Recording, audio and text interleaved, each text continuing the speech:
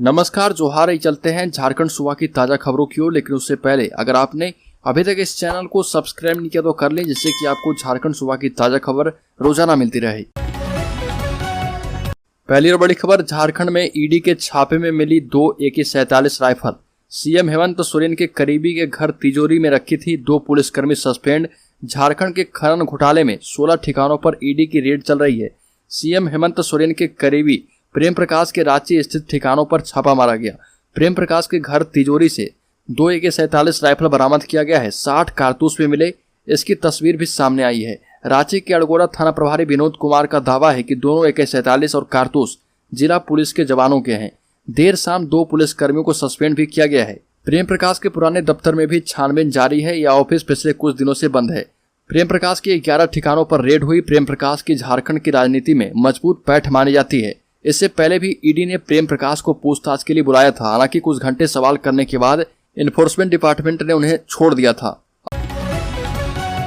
अगली खबर, पलामू में पशु तस्करी के मामले में 2 लोग हुए अरेस्ट। पलामू जिले के विश्रामपुर नगर परिषद अंतर्गत NH 75 पथ पर पलामू गढ़वा सीमा क्षेत्र पर अवस्थित रेहला थाना पुलिस ने पशु लेकर आ रहे एक कंटेनर को बरामद किया। जिला पुलिस कप्तान चंदन सिन्हा से मिले निर्देश के आलोक में की गई नाकेबंदी में थाना के पास कंटेनर को बरामद किया गया।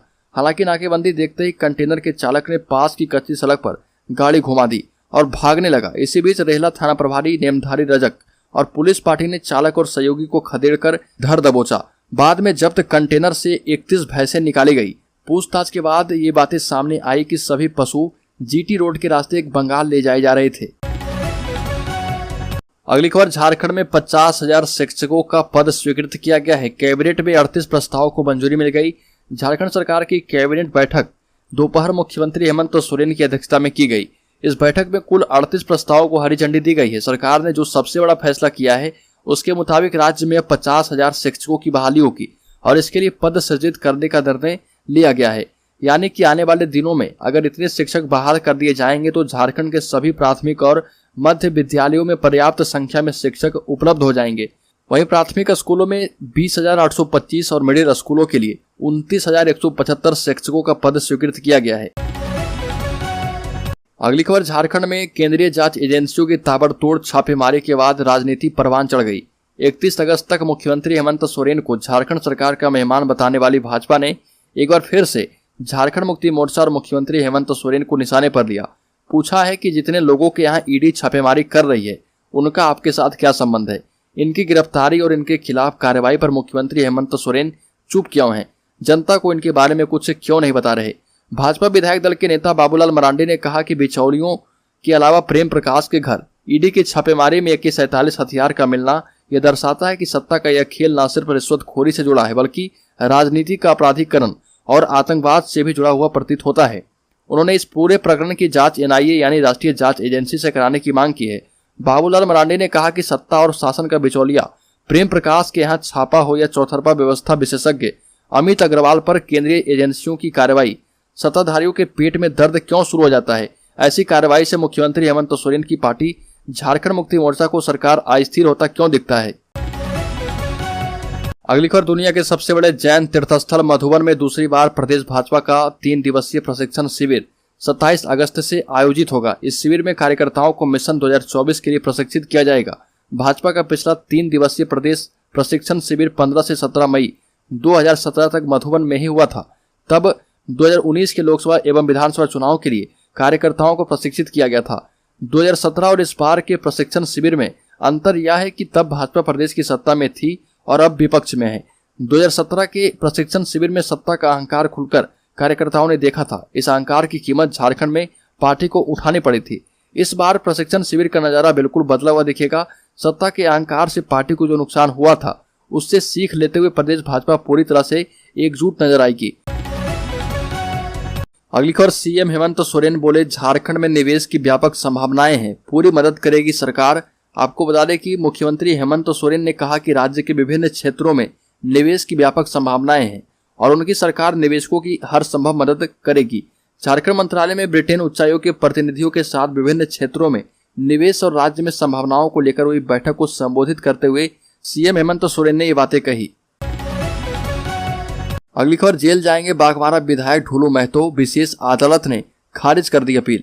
वारंटी राजेश गुप्ता को पुलिस हिरासत से छुड़ा लिए जाने के मामले में नामजद आरोपी बाघमारा के भाजपा विधायक ढोलू महतो, राजेश गुप्ता, चुनचुन गुप्ता, गंगा प्रसाद गुप्ता, रामेश्वर महतो को अदालत से बड़ा झटका लगा। धनबाद एमपी एमएलए के मुकदमे के सुनवाई के लिए गठित विशेष कोर्ट के न्यायाधीश अखिलेश कुमार की कोर्ट ने पांचों की अपील खारिज कर दी। कोर्ट ने निचले अदालत द्वारा दिए गए सजा को बहाल रखने का आदेश दिया। कानून के जानकारों की माने तो अब विधायक ढोलू महतो को हाई कोर्ट में इस आदेश को चुनौती देनी होगी। इसके लिए उन्हें पहले जेल जाना पड़ेगा। अगली खबर, बांग्लादेश ले जा रहे 47 पशुओं को धनबाद में गोरक्षा दल ने पकड़ा। पशु तस्करों ने दी धमकी। धनबाद जिला अंतर्गत बरवड्डा थाना क्षेत्र के जीटी रोड लोहरा बरवा के समीप गौरक्षा दल प्रमुख के सुमंत शर्मा के नेतृत्व में सुबह 47 गोवंशीय पशु लदा डाक पार्सल लिखा कंटेनर पकड़ा गया। इसमें 7 पशुओं की मौत पहले हो चुकी थी। पशुओं को गौरक्षा दल के लोगों ने कंटेनर समेत बरवा अड्डा पुलिस के हवाले कर दिया। जीवित गोवंशीय पशुओं को गंगा गौशाला कतराज भेजा गया है। कंटेनर को जब्त कर लिया गया है। गौरक्षा प्रमुख सुमंत शर्मा के आवेदन पर बरवा अड्डा थाना में वाहन मालिक, चालक एवं अज्ञात गो तस्करों के खिलाफ गोवंश पशु क्रूरता अधिनियम के तहत मामला दर्ज किया गया है। गोरक्षा दल प्रमुख के सुमंत शर्मा ने बताया कि सोमवार की शाम ही सूचना मिली थी कि सासाराम से 4-5 डाक पार्सल लिखे कंटेनर से गोवंशीय पशु लादकर जीटी रोड से पश्चिम बंगाल होते हुए बांग्लादेश ले जाया जाएगा। सुमंत शर्मा ने कहा कि कंटेनर पकड़ने के बाद जिले के बड़े अधिकारियों से लेकर थाना तक को फोन किया, किसी ने फोन नहीं उठाया। करीब 3 घंटे के बाद बरवा अड्डा पुलिस की पेट्रोलिंग गाड़ी पहुंची, लेकिन उसने भी बड़े पदाधिकारियों का आदेश नहीं मिलने की बात कहकर वापस चले गए। फिर हम लोग खुद कंटेनर लेकर बरवा अड्डा थाना ले जाकर सुपुर्द किया। इस दौरान गो तस्कर चरपहिया एवं दोपहिया वाहन से कंटेनर के आसपास मंडराने लगे और हम लोग को भाग जाने को कहा। अगली खबर, जम्मू कश्मीर के खान क्षेत्र में सुरक्षा बलों ने 2 आतंकियों को मार गिराया। ब्रिगेडियर कपिल राणा ने बताया कि ये दोनों आतंकी पाकिस्तान के थे और भारत में घुसपैठ की कोशिश कर रहे थे, जिसे नाकाम कर दिया गया है। ब्रिगेडियर के मुताबिक एक तीसरा आतंकी भी है जो मुठभेड़ में घायल है, लेकिन वह मौके से फरार है। सूचना है कि वो किसी इलाके में छिपा है, उसकी तलाश जारी है। अगली खबर, ज्ञानव्यापी मस्जिद पर फैसला। 12 सितंबर को वाराणसी के ज्ञानव्यापी मां श्रृंगार गौरी केस की सुनवाई अब मुगल बादशाह औरंगजेब के इर्द गिर्द केंद्रित हो गई है। अंजुमन इंतजामिया मस्जिद कमेटी का कहना है कि वर्ष 1669 में बादशाह औरंगजेब की सत्ता थी। इस तरह से उस समय की जो भी संपत्ति थी वह बादशाह औरंगजेब की थी। बादशाह औरंगजेब ने ज्ञानव्यापी की संपत्ति दान की और फिर वहां पर मस्जिद बनी। वहीं बादनी महिलाओं का कहना है कि ज्ञानव्यापी की संपत्ति को वक्फ की संपत्ति कहना एक बहुत बड़ी धोखाधड़ी है। अगर औरंगजेब ने ज्ञानव्यापी मस्जिद की संपत्ति दान की थी तो वह डीड कोर्ट में पेश की जाए। फिलहाल वाराणसी के जिला जज की कोर्ट में मुस्लिम पक्ष और हिंदू पक्ष की बहस पूरी हो गई है। अब 12 सितंबर को कोर्ट फैसला सुनाएगी कि मां श्रृंगार केस सुनवाई योग्य है या नहीं।